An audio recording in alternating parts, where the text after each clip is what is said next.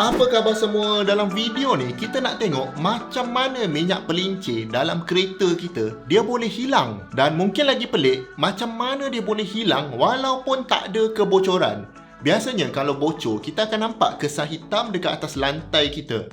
Tapi ini tak bocor pun, minyak tu tetap habis. Okey, jom kita tengok. Jadi kenapa minyak pelincir ni sangat penting untuk kereta kita adalah supaya permukaan-permukaan besi dekat dalam enjin kita tu, bila dia bergesel akan ada satu lapisan untuk halang daripada besi ni bersentuh antara satu sama lain. Itu je. Sebab kalau besi ni bersentuh, tak payah besi pun lah. Cuba korang gesekkan tangan kita macam ni. Baru sekejap dah rasa panas kan? Ini bayangkan besi yang bergesel. Lepas tu pada kelajuan 3000 RPM pula contohnya. Sekejap je dah merah besi tu sebab panas sangat. Jadi itulah pentingnya minyak pelincir ni. Kiranya bila tak ada minyak pelincir, enjin kita akan overheat sebab besi yang bergesel tadi, dia akan jadi sangat panas. Dan kalau enjin ni overheat, lepas tu kita tak perasan, kita pun drive je macam biasa. Kita tak matikan enjin tu. Lama-lama bila suhu tetap naik dan sampai ke takat lebur besi ni, dia pun akan cair lah. Sebelum besi ni cair pula, biasanya dia akan jadi lembut. Jadi mungkin enjin tu akan mati sendirilah. Dan masalahnya bila enjin ni mati sebab overheat, besi yang lembut tadi mungkin dah berubah bentuk tau. Dan bila dia sejuk balik, dia jadi keras dekat situ dan kesan dia enjin tu akan jam. Satu sebab bentuk komponen dalam tu dah lain, dan satu lagi sebab ada part yang cair dan dia dah macam welded pada komponen lain. Memang jam terus, tak boleh bergerak lagi. Dan bila jadi macam ni, enjin tu kira total loss lah, dah tak boleh baiki lagi. Kiranya kalau nak pakai lagi kereta ni, kena tukarlah enjin baru. Nampak tak kesan kurang minyak pelincir ni?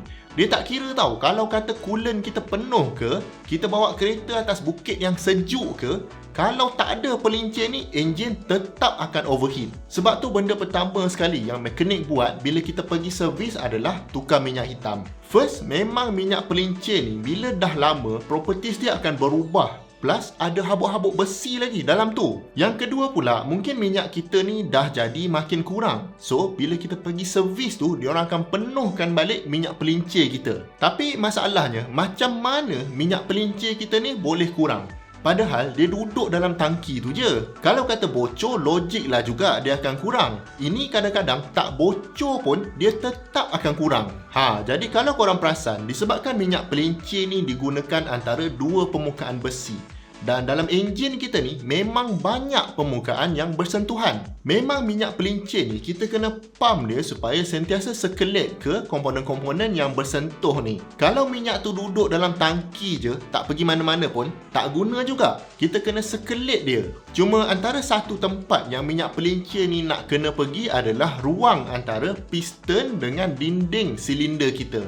In fact, dekat sinilah pelincir ni sangat kritikal, dia tak boleh kurang. Sebabnya dekat sinilah antara permukaan yang paling panas yang ada dalam enjin masa enjin kita tengah on. Jadi piston kita ni, dia akan bergerak turun naik tau. Jadi pelincir yang ada tu akan dispray ke dinding silinder tempat piston ni turun naik. Dan piston ni juga, dekat atas dia adalah tempat untuk bakar campuran minyak dengan udara.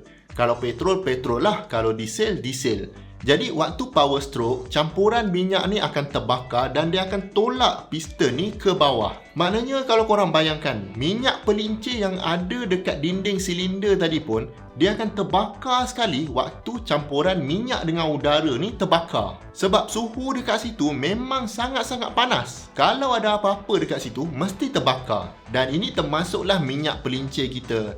Bila pelincir ni terbakar, that's it lah. Kita tak boleh nak recover balik dia. Jadi dia akan hilang sikit dekat situ. Untuk next cycle, kita spray lagi minyak pelincir ni. Dan bila power stroke je, dia akan terbakar lagi. Lepas tu kita spray lagi, terbakar lagi. Jadi cycle ni akan berterusan dan minyak pelincir kita makin lama akan makin kurang sebab dia sentiasa terbakar sikit-sikit macam ni. Dan sebab ni lah kita kena sentiasa sedar yang minyak pelincir kita ni, walaupun dia tak bocor, dia tetap akan sentiasa berkurang sikit demi sikit. Habis tu nak buat macam mana kalau tak nak bagi dia hilang macam ni kan? Pendek kata, kalau anda perasan, sebenarnya tak ada apa yang kita boleh buat untuk tak bagi minyak ni hilang.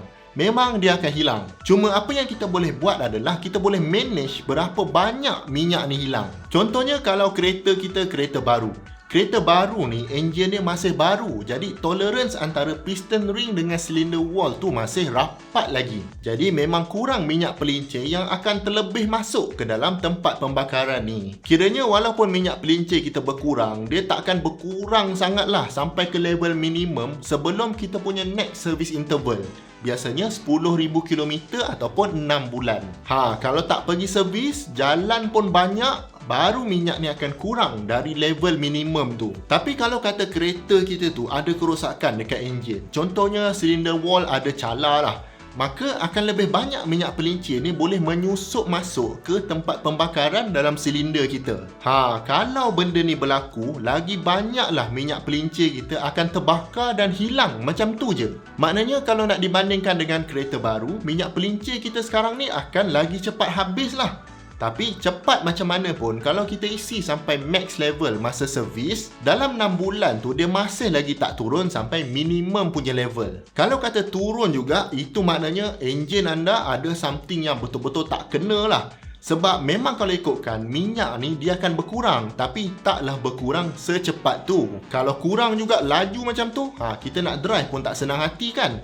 Takkanlah setiap pagi nak kena check dipstick kereta kita. Jadi kalau banyak sangat minyak hilang macam ni, most likely sebab bocor lah, bukan sebab dia terbakar. Dan nak detect bocor ke tidak ni senang je. Kita tengok dekat lantai kita tu, time kereta tak ada dekat situ. Kalau ada kesan hitam berminyak tu, maknanya minyak pelincir kita lah tu. Kalau kita tak parking atas lantai, cuba tengok dekat belah bawah oil sump tu, ada kesan bocor atau tak. Kalau belah bawah ni biasanya minyak akan bocor dekat oil plug tu. Jadi kalau ada kesan minyak dekat situ, maknanya memang ada kebocoran. Dan oil plug ni dia boleh bocor mungkin sebab seal dia dah reput, atau masa kita ketatkan dia tu, thread tu tak masuk betul-betul ngam dengan lubang yang ada. Dia masuk sengit sikit, jadi minyak kita boleh masuk dekat celah-celah thread yang bocor tu. Jadi adalah beberapa benda yang kita boleh buat untuk elakkan minyak kita hilang macam ni, ataupun kurangkan dia daripada hilang banyak sangat.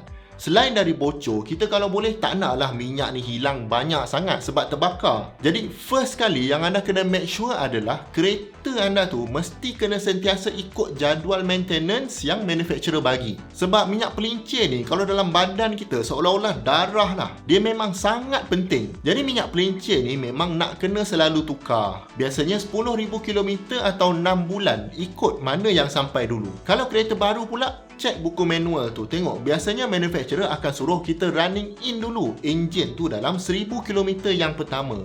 Ada juga kereta biasanya sports car yang kilang dah running in siap-siap, jadi dapat je boleh terus lenjan. Semua maklumat tu ada dalam buku manual kereta kita. Kalau beli kereta second hand, kalau kereta tu belum sampai 5 tahun, anda boleh minta untuk tengok booklet yang ada service record tu. Kalau buku tu tak ada pun, anda boleh call balik manufacturer untuk suruh diorang check service history kereta tu. Sebab kereta bawah 5 tahun ni warranty masih cover, so manufacturer akan simpan record ni dan pastikan kereta tu servis ikut jadual. Okey, sebagai assignment untuk video kali ni, cuba pergi cek dipstick minyak pelincir kereta anda kejap. Cukup lagi tak minyak pelincir korang? Jangan lupa tinggalkan komen anda di bawah, dan kalau anda dapat belajar something dari video ni, saya hargai sangat kalau anda dapat bantu channel ni dengan 2 klik. Klik butang like dan klik butang subscribe. Jumpa lagi di video yang akan datang. Assalamualaikum.